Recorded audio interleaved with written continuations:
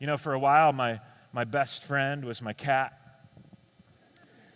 His name was Paul, and he was the largest cat you've ever seen in your life. In fact, I'm not making this up. When he would walk along the ground, his stomach would drag on the ground. That's a fat cat. I actually used to use it to clean my kitchen floor. I'd throw treats that way, and he'd shuffle, and it was clean where he would walk. It was fantastic. One day I came home. I lived in California up in the mountains, and I came home from work, and Paul wasn't there.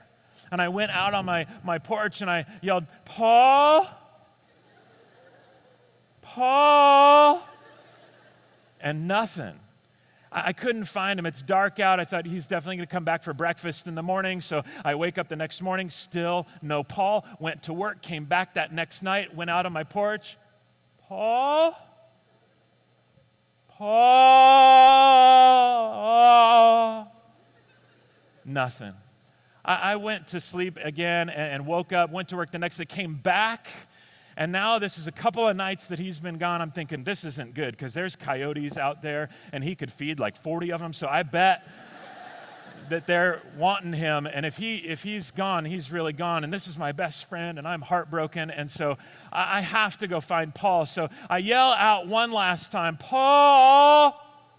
And then I hear, "You." "Paul? You." Okay, I have to go find him. I grabbed a flashlight, but the only one I could find was a lame little keychain flashlight. It shoots light about this far. This is not helping. It's 11 at night. I'm wandering out in the forest going, "Paul, mew, Paul, mew, Paul, mew." Where are you? I can't even see you. No joke, you guys. About 40 feet up in this huge pine tree, Paul was way up there. Something must have scared him up there. And he is stuck between the trunk and a branch, wedged in, fat hanging over the limb. And I said, "Dude, what are you doing?" He goes, "Are we going to talk about this now? Will you just come get me, please? 3 nights, you've done nothing. Come get me." I said, "Okay, geez, just calm down, Paul." He said, "Well, get up here." I said, "Okay." And so I ran back, and I got a ladder, because the first branch that I could even reach was like 12 feet up. And then he's another almost 30 feet above that. And so I got a backpack. And I thought that this was a brilliant idea, that if I could get up to where Paul was and then put him in the backpack, then I could climb down the tree and live. And so I put the backpack on my front side, and I had the flashlight in my mouth, and I climbed the ladder, and then I got up to the branches, and I'm climbing the tree. I'm way up. I'm in the skinny part of the tree that's swaying back and forth. Jesus is only about 5 feet above me going, just keep coming, keep coming. And so I get up to where Paul is. I open the backpack, got the flashlight in my mouth. I got one leg wrapped around the tree, one arm wrapped around the tree. And now I just grab Paul by the head. And he's going, "Really, dude, this is the plan?" I said, "It's the plan. It's all you got." He goes, "Okay." And so I jam him down into this backpack.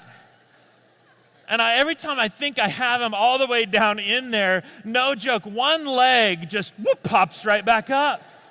"Come on, get in. Whoop, stop it. Whoop, come on. Whoop." Finally, I get it in. I zip it shut. I got him in there.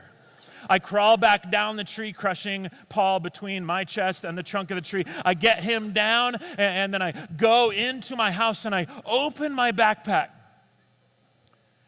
He ain't in there.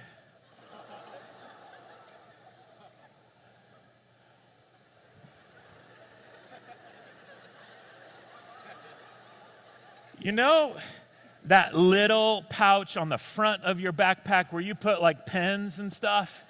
No joke, in all the confusion, I had accidentally jammed Paul into this tiny little pouch. I barely released pressure on the zippers, and he exploded like an inflatable raft. He hated me from that moment on, and no joke, 2 weeks later, coyotes did catch him and eat him. And it's the circle of life.